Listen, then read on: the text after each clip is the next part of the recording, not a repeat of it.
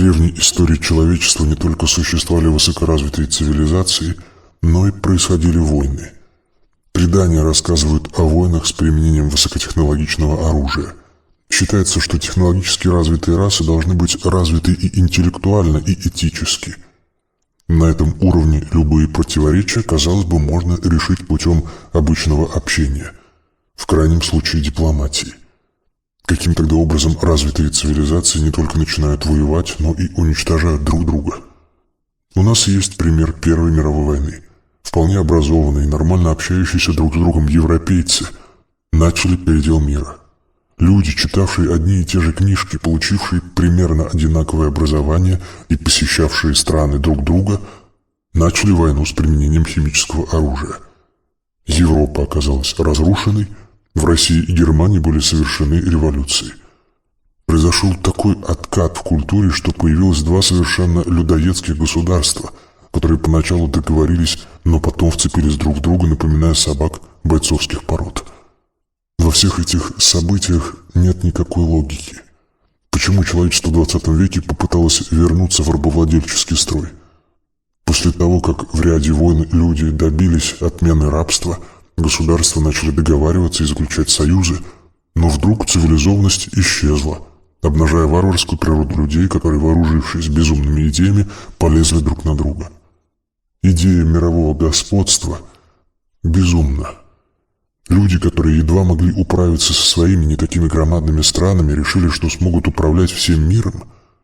Зачем им это?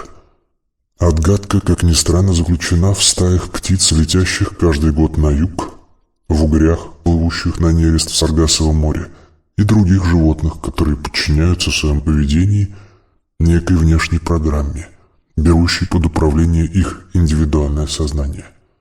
Что такое идеальная армия? Это система коллективного мышления, в которой все выполняют приказы.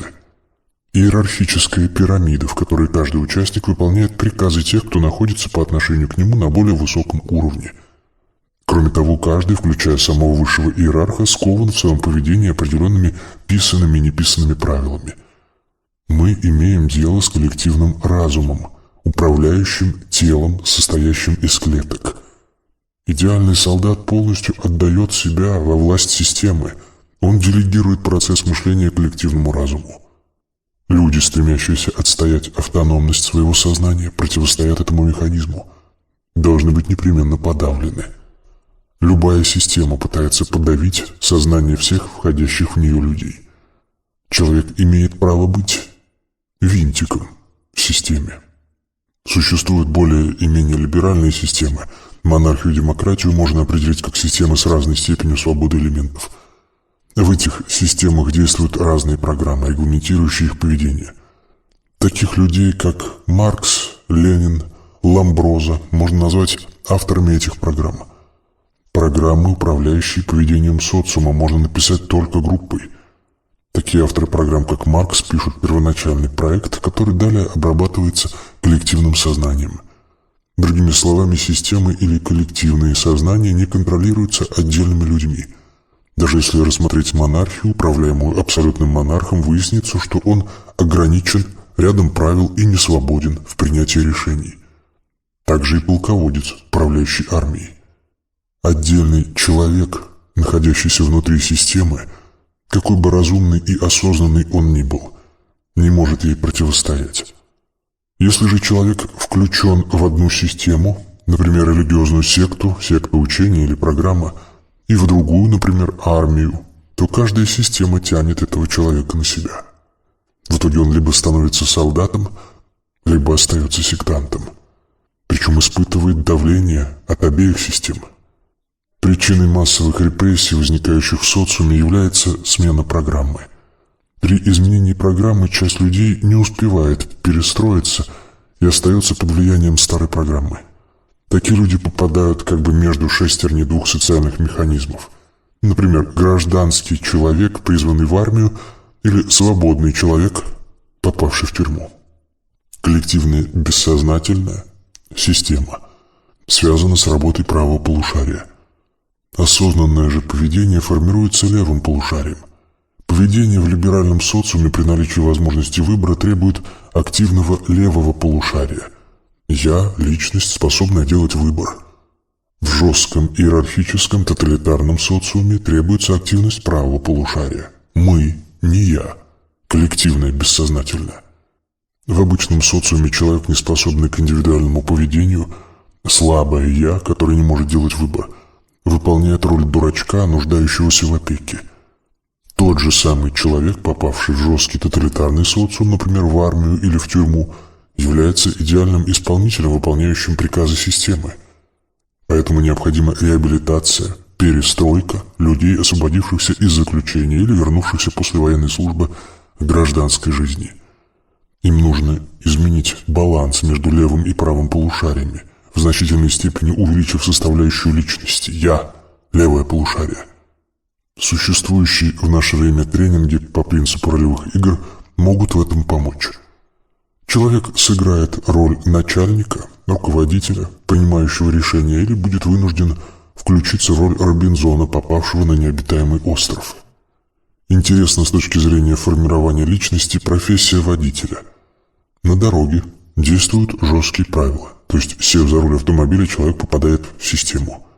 Однако многие пытаются здесь проявить свою индивидуальность, личность и нарушают правила системы.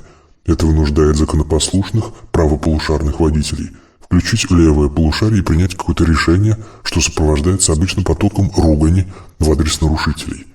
Чем активнее ругается водитель, поставленный в условия выбора, тем сложнее ему включить собственное сознание «я» – левое полушарие и принять решение. Между экзотерическим и эзотерическим социумами разница в том, что у магов работа правого полушария, коллективная бессознательная, контролируется левым полушарием, личность «я». Маг контролирует сигналы системы и может ей противостоять. Обычные люди относятся к индивидуалистам, активное левое полушарие «я», или к медиумам с активным правым полушарием «не я».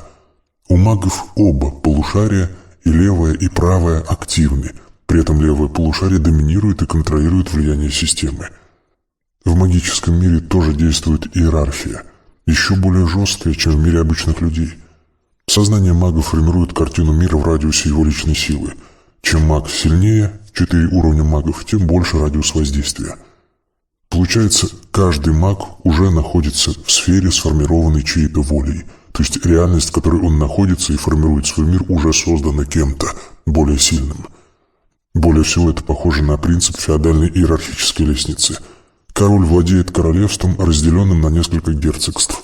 В состав каждого герцогства входит графство, на территории которых есть баронство. Таким образом, замок барона находится в каком-то графстве. В свою очередь, графство входит в состав герцогства, входящего в состав королевства. Барон является владыкой в своем замке, но подчиняется законам графства. Граф управляет своими вассалами, но слушается герцога, который выполняет волю короля. Король с удовольствием занялся бы развлечениями, но вынужден решать проблемы своего королевства. Он с удовольствием жил бы в другом месте, но не может себе это позволить. Так иерархия магов формирует реальность, в которой все живут. При этом обычные люди не воспринимают реальность как результат действия чьего-то сознания, в то же время и не исключая наличие неких высших сил. Но свободны ли эти высшие силы в своих действиях? Можно ли сказать, что в кровавых войнах виноваты какие-то злобные маги, задумавшие погубить человечество? Дело в том, что программы, которые управляют человечеством, содержат в себе определенные правила, заложенные туда программистами. Это не вирусы и не ошибки. Просто программисты преследовали собственные интересы, которые давно уже утратили какой-либо смысл. Но сами программы никуда не делись и продолжают работать. Похоже на мину замедленного действия, заложенную во время войны и сработавшую через 20 лет, когда взрыв этот никому уже не нужен.